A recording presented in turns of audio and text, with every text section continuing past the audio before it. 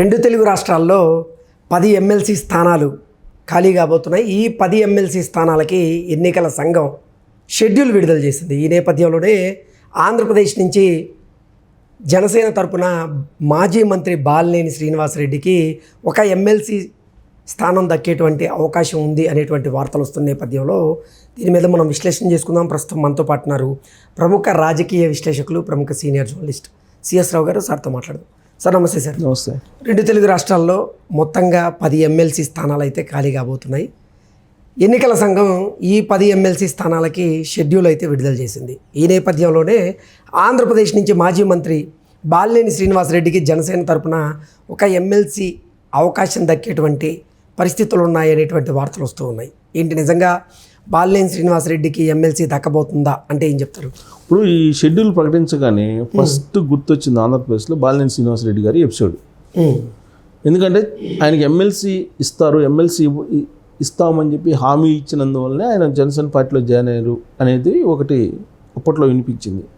ఆయనే ఉంటున్నారు, నేను బేషరతుగా జాయిన్ అయ్యాను, నాకేమి ఆఫర్లు లేవు, నాకేం ఆంక్షలు పెట్టి నేను ఆ పార్టీలో చేరలేదు, నేను రాష్ట్ర ప్రయోజనాల దృష్ట్యా పవన్ కళ్యాణ్ గారు వెళ్తున్నారు కాబట్టి ఆయన పందాలు ఆయనతోటి నేను నడవడానికి నేను జనసేన పార్టీలో చేరానని చెప్తున్నారు. ప్లస్ జనసేన పార్టీ అధినేత పవన్ కళ్యాణ్ గారికి, బాలినేని శ్రీనివాసరెడ్డి గారికి రాజకీయేతర సంబంధాలు ఉన్నాయి. అది సినిమా సంబంధాలు కానీ లేదంటే వాళ్ళిద్దరి మధ్య స్నేహపూతమైనటువంటి వాతావరణం కానీ ఎప్పటి నుంచో ఉంది. ఆయన వైఎస్ఆర్ కాంగ్రెస్ పార్టీలో మంత్రిగా ఉన్నప్పుడు కూడా బాలినేని శ్రీనివాసరెడ్డి గారు ఈయనతోటి సత్సంబంధాలు కలిగి ఉన్నాడు పవన్ కళ్యాణ్ గారితో. సో కాబట్టి అందుకే పవన్ కళ్యాణ్ గారు ఒక ఇష్యూలో ఒంగోలులో జరిగిన అరుణ అనే ఒక ఆవిడకి సంబంధించిన ఇష్యూ జరిగినప్పుడు కూడా బాలినేని శ్రీనివాసరెడ్డి గారి మీద ఎలా పడితే అలా మాట్లాడొద్దు అనేటువంటి ఒక కండిషన్ కూడా అప్పట్లో పెట్టారు పార్టీలో అంతర్గతంగా. సో అంటే వాళ్ళిద్దరి మధ్య రాజకీయేతరమైనటువంటి సంబంధం ఉంది. సరే, వివిధ కారణాల దృష్ట్యా వైఎస్ఆర్ కాంగ్రెస్ పార్టీలో ఇమడలేక జగన్మోహన్ రెడ్డి గారి యొక్క తీరు, ఆయన యొక్క నైజము నచ్చక వైఎస్ఆర్ కాంగ్రెస్ పార్టీని వదిలిపెట్టి సొంత కుటుంబంలో మెంబర్ అయినప్పటికీ కూడా జనసేన పార్టీలో జాయిన్ అయ్యాడు. జనసేన పార్టీలో జాయిన్ అయిన తర్వాత జనసేన పార్టీ అధిష్టానమే ఆయన్ని ఒక ఎమ్మెల్సీగా తీసుకొని గౌరవిస్తే పార్టీకి గ్రాఫ్ పెరుగుతుంది అనేటువంటి ఒక ఆలోచన పార్టీ చేస్తుంది అనేది ఒక టాక్ ఉంది.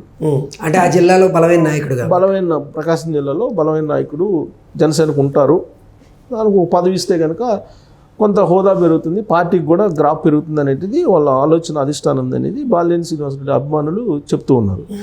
వాళ్ళ అభిమానులు అయితే బాలినేని అభిమానులు ఏమంటున్నారు, అసలు ఎమ్మెల్సీ ఇస్తారు, ఎమ్మెల్సీతో పాటు మినిస్టర్ కూడా ఇచ్చే అవకాశం ఉందనేది ఇంకొక వర్షన్ కూడా ఉంది.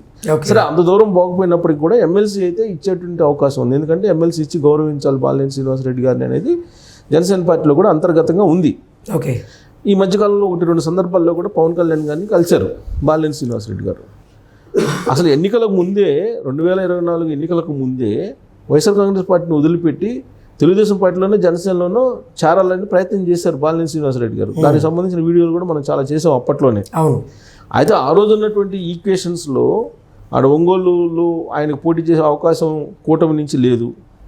సో దాని కారణంగా రకరకాల ఈక్వేషన్స్ కుదరని కారణంగా ఆయన వైఎస్ఆర్ కాంగ్రెస్ పార్టీ నుంచే పోటీ చేయాల్సి వచ్చింది, ఓడిపోయారు.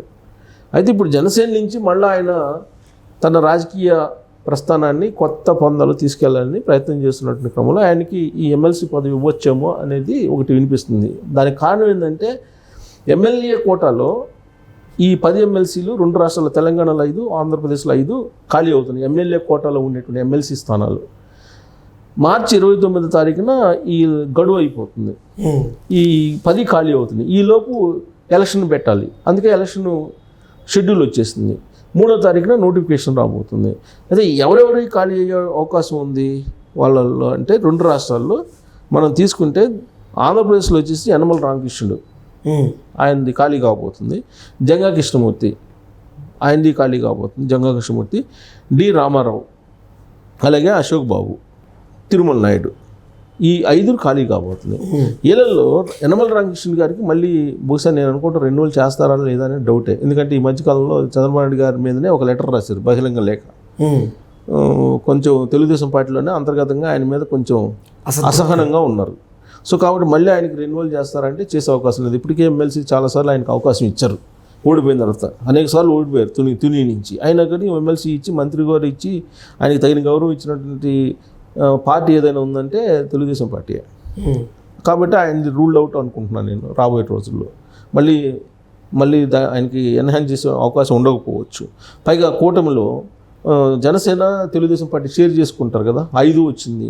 ఈ 5లో కనీసం ఒకటన్నా జనసేనకి ఇస్తారు కదా, 1, 2 ఇవ్వాల్సి వస్తుంది. 2 ఇస్తేనేమో నాగబాబు గారు కూడా బహుశా ఎమ్మెల్సీ అవుతారేమో, బహుశా 1, 2 ఇవ్వాల్సి వస్తుంది ఖచ్చితంగా. సో కాబట్టి ఆ ఈక్వేషన్స్లో ఇప్పుడు వీళ్ళు జంగా కృష్ణమూర్తి ఆయనకేమో బహుశా ఈ మధ్యకాలంలో ఆయనకి మెంబర్ ఇచ్చారు, board member, TTD member. So ఆయనకి కూడా ఉండకపోవచ్చు. D Ramarao, P Ashok Babu employees the Ashok Babu, Tirumala Naidu, వీళ్ళల్లో కూడా బహుశా నేను అనుకోవటం ఈ ముగ్గురులో ఒకరికి వస్తుందేమో. మిగతా 2 నాగబాబు కోటను బాలినేని శ్రీనివాస్ రెడ్డికి ఇచ్చేటువంటి అవకాశం ఛాన్సెస్ ఉంటాయి. ఇక తెలంగాణలో వచ్చేసి సత్యవతి రాథోడ్, మహమూద్ ఆలీ, ఆయన మాజీ హోమ్ మినిస్టర్. తర్వాత మిర్జా రియాజుల్ హసన్, సేరి సుభాష్ రెడ్డి, యజ్ఞం మల్లేశ్వరులు, వీళ్ళు పదవి విరమణ చేయబోతున్నారు. వీళ్ళ ప్లేస్లో కొత్త వాళ్ళని ఎంపిక చేస్తారు. పోలింగ్ 20వ తారీఖున ఉంది, మార్చి 20వ తారీఖున. సో ఎమ్మెల్సీ కోట కాబట్టి పార్టీ ఎవరిని నిర్ణయిస్తుందో వాళ్ళకి ఓకే అయిపోతుంది.